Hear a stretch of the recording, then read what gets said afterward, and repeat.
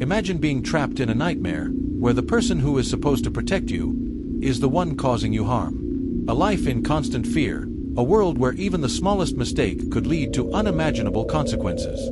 This is the reality that James lived in for years. His stepmother, Carol, wasn't just a parent, she was a monster in disguise. And for far too long, no one knew the truth. But today, James is breaking his silence. For the first time ever, he's speaking out about the horrors he endured and the strength it took to escape. His story is nothing short of extraordinary. What you're about to hear will shock you. The abuse, the manipulation, the pain, but also the moment he broke free. This isn't just a rescue story. It's the story of a survivor. Stay with us, because the truth James is about to reveal will leave you breathless. James was just a child when Carol entered his life. At first, things seemed perfect. Carol was everything a father could have hoped for in a wife. A loving, attentive stepmother who would make sure James felt cared for. But things quickly took a turn. At first, Carol seemed like a godsend. She was always cheerful, patient, and kind, or so it seemed to everyone else. But soon, the cracks in her seemingly perfect persona started to show. At first, it was subtle, a harsh word here, a degrading comment there.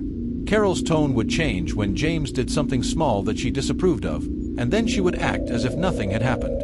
But the quiet, simmering resentment was there. And James started to notice it. The emotional manipulation began soon after. It wasn't enough for Carol to have power over him in one way. She needed to control every aspect of his life. She would tell him things like, "You'll never be good enough for anyone," and "No one else could love you like I do." Those words, meant to break him down, planted seeds of doubt deep in his mind. At first, James didn't understand. But soon, he started to feel worthless. And then, the physical abuse started. The slaps, the harsh pushing, the insults that cut deep. But even though he was physically hurt, it wasn't the physical pain that haunted James the most. It was the emotional toll, feeling isolated, abandoned, and helpless. The fear of what would happen next hung over him every day. He had nowhere to turn. Everyone around him seemed oblivious to the silent war raging at home. No one knew, not even his father, who had been blinded by Carol's charm and promises of a perfect family. James had tried to tell him once. He tried to speak up, but Carol was always one step ahead, shutting him down before his words could be heard. And with each passing day, Carol's grip tightened. She made sure to isolate him from everyone, making James feel like he had no place to go. But what Carol didn't expect was for James to finally recognize the chains she had wrapped around him. The realization came when James realized he couldn't live this way anymore. He had to escape. It wasn't just another night for James. That night, something changed inside him. Something clicked. Every moment leading up to that night, all the abuse, the cruelty, the fear, finally came to a head. James knew he couldn't stay any longer. That evening, he could feel the tension in the air, thick and suffocating. His pulse raced with every breath. He had spent years surviving, waiting for the right moment to leave. But now it was here. He moved through the house quietly, like a ghost, every step calculated, every sound amplified in the silence. He didn't know if Carol would wake up, if she would stop him before he got out. But he knew he couldn't risk another night. The darkness of the house felt like a prison, and the door, just a few feet away, was his only chance. James's heart pounded in his chest as he approached the back door. His hand trembled as he turned the handle, careful not to make a sound. The door creaked as it opened, and a chill ran down his spine. His entire body screamed at him to turn back, to run and hide before Carol found him. But the fear was replaced by something stronger, a desire to be free. He stepped into the cold night air and started running, as fast as he could, without looking back. He didn't know where he was running to, but he couldn't stop. The world outside was wide open, filled with possibilities he hadn't allowed himself to imagine for years. He ran until his legs could carry him no longer, and then, out of sheer desperation, he collapsed in front of the neighbor's house.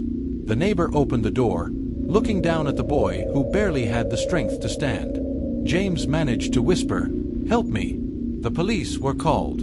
And with their arrival, James was finally taken to safety. It felt like the first time in years that he could breathe again. James's escape marked the beginning of his healing journey. But it was also the beginning of something else, his need to share his story with the world. His silence, all these years, had kept him trapped, both physically and emotionally. But now, for the first time, James was ready to speak out. He sat down in front of the camera, a microphone clipped to his shirt, his face a mix of fear and determination. The weight of the world rested on his shoulders. This was the moment that would define his future. "I never thought I'd make it out," James began, his voice shaking. "But I'm here. I survived." He paused for a moment, taking a deep breath, his hands trembling slightly. The years of fear and pain had led him to this moment. He had lived in a prison of his own mind, but now he was free. And he wasn't going to let Carol or anyone else silence him anymore. "I was trapped," he continued. "I was just a kid, and she made me believe I was worthless, that I didn't deserve love, that I wasn't enough." He paused, his voice catching. "But I want the world to know something. I'm not the person she tried to make me. I'm not broken. I'm still here." James's words were raw and filled with emotion. He shared the torment he had endured, the mental and physical scars that would never fade. But he also shared something else, his hope for others who were still trapped in their own private hell. If you're watching this and you feel trapped, just know you can make it out. You're not alone. Carol was arrested shortly after James's rescue. The charges were grave: child abuse, emotional manipulation, and unlawful imprisonment. The police were appalled by the details that began to surface, the months of abuse that James had endured. The evidence was overwhelming.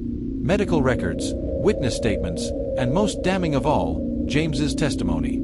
But Carol, ever the manipulator, denied everything. In the courtroom, she tried to maintain a composed demeanor, claiming that everything James had said was a lie, that he was just angry and confused, making up stories. The courtroom was tense. James had to relive the pain in front of a crowd of strangers, while Carol sat there, cold and unmoved. She denied it all, but the weight of the evidence against her was undeniable. Her facade of the perfect stepmother was cracking, and the truth was finally coming out. The road to healing wasn't easy for James. Therapy became a part of his daily routine, and he slowly started to rebuild his life. But even as he began his healing journey, the emotional scars lingered. His past wasn't something he could escape, no matter how hard he tried. Yet, James found strength in his story. He began speaking out, not just for himself, but for others who had been through what he had. His voice became a beacon of hope for those still suffering in silence. He spoke at local events, sharing his experience, telling his story to anyone who would listen. "I'm not the same person I was when I left that house," James says now, his voice strong. "I'm learning to trust again, to live again. I've been broken, but I'm not defeated." James is healing, and every day he moves closer to the man he was always meant to be.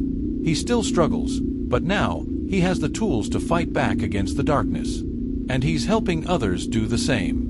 If James's story has touched your heart, if his strength has inspired you, don't keep it to yourself. Share his story. Spread the message that no one should ever have to live in fear.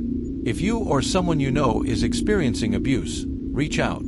There is help out there. Don't wait. So, what do you think of Carol's twisted game? Do you think you could have handled the situation better than James? Let me know in the comments below. And if you don't want to miss out on more stories like this, make sure to subscribe. The next one's going to be just as intense.